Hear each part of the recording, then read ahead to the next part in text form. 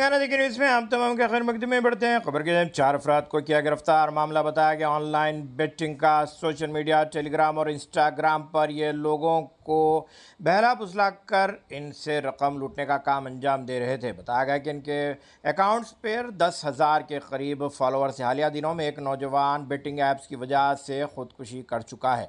Temporary UPI accounts और RBI के regulations को ना मानते हुए तकरीबन एक फ़र्द ने 50 लाख रुपए का कमीशन उठाया। ऐसी तफसीलात से वाकिफ़ करवाया गया। ख़ास तौर पर तेलुगु अफराद को ये बेटिंग के नाम पर इस तरह से धोखा दे रहे थे। इस सिलसिले में बताया गया कि इनके अलग अलग टेलीग्राम ग्रुप्स में तकरीबन 2 लाख के करीब अफराद मौजूद थे। अगर अभी तक आपने इस चैनल को सब्सक्राइब नहीं किया तो फौरी कर लें। आलमी मुल्की रियासती मुकामी खबरों के लिए देखते रहिए आपका अपना channel Telangana Deccan news.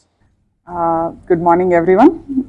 So ee roju Cyberabad Commissionerate lo we have cracked and arrest chesamu. Gaming Act prakaram betting ప్రోత్సహిస్తున్న వెబ్సైట్స్ ని వాటిని అక్యూజ్ ని మనము అరెస్ట్ చేయడం జరుగుతుంది.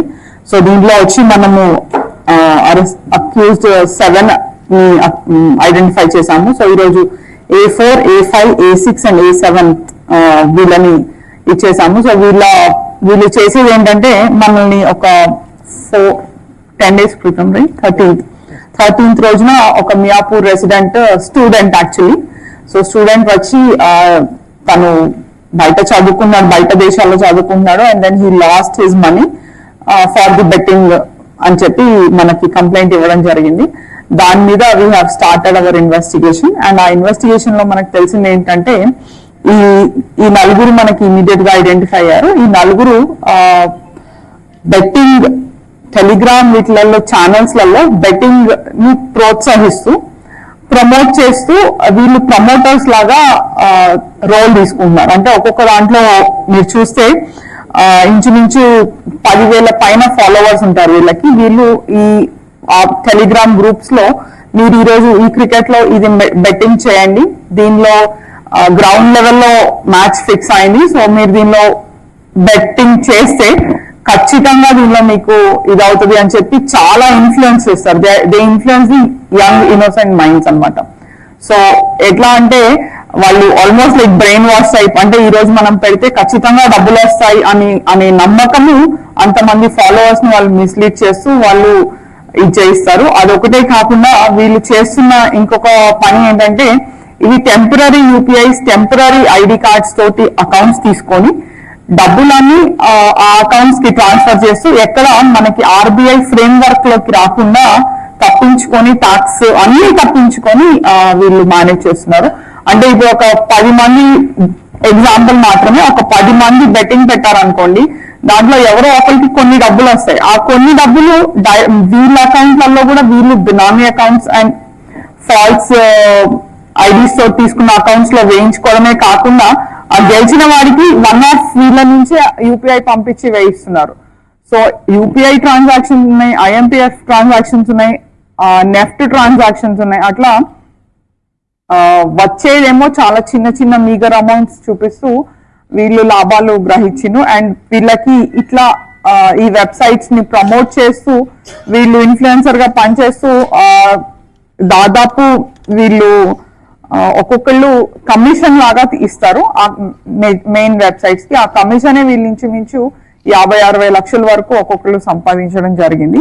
సో దీంట్లో వీఆర్ నాట్ అంటే ఇక్కడికి మా ఇన్వెస్టిగేషన్ ఆపకుండా వీఆర్ గోయింగ్ అహెడ్.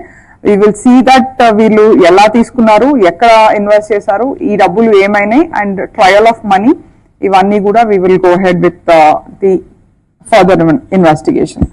సో ఈ రోజుకి మటుకు మనకి A4, A5, A6 and A7 arrest చేయడం జరిగింది.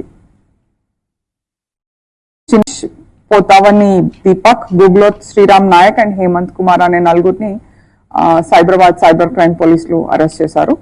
అండ్ దీనిలో భాగంగా ఒక 10 రోజుల నుంచి we have been working on the case. Then ఈ కేసులో మేజర్ వచ్చి మనకి ఈ ఇన్ఫ్లుయెన్సెస్ ఎలా పనిచేస్తారు అంటే వీళ్ళ కమిషన్ ఇవన్నీ బేసిస్ కూడా ఏమవుతుందంటే మనకి మేజర్ మనం ఈరోజు అరెస్ట్ చేసిన వాళ్ళు ఈ తెలుగు స్పీకింగ్ స్టేట్స్లలో ఇన్ఫ్లుయెన్స్ చేసి గ్రూప్స్ ఉన్న వాళ్ళు, అంటే వీళ్ళ టార్గెట్ ఆడియన్స్ ఎవరు అని అంటే తెలుగు స్పీకింగ్ స్టేట్స్ లో ఉన్న మన తెలుగు ప్రజలు. సో అలాంటి ఒక ఫ్రాడ్ రాకెట్ ని మనం బయట పెట్టడం జరుగుతుంది. అండ్ దీనిలో భాగంగా మనకి ఏమవుతుందంటే, మనం గత కొన్ని రోజులుగా చూస్తున్నాము తెలంగాణ అండ్ ఆంధ్రప్రదేశ్ లో బెట్టింగ్ అన్నది గేమింగ్ యాక్ట్ లో భాగంగా బ్యాన్ అయ్యి ఉన్నా ఇది నడుస్తుంది. అండ్ దీనిలో మనం కొన్ని గత రోజుల నుంచి చూస్తుంది ఏంటంటే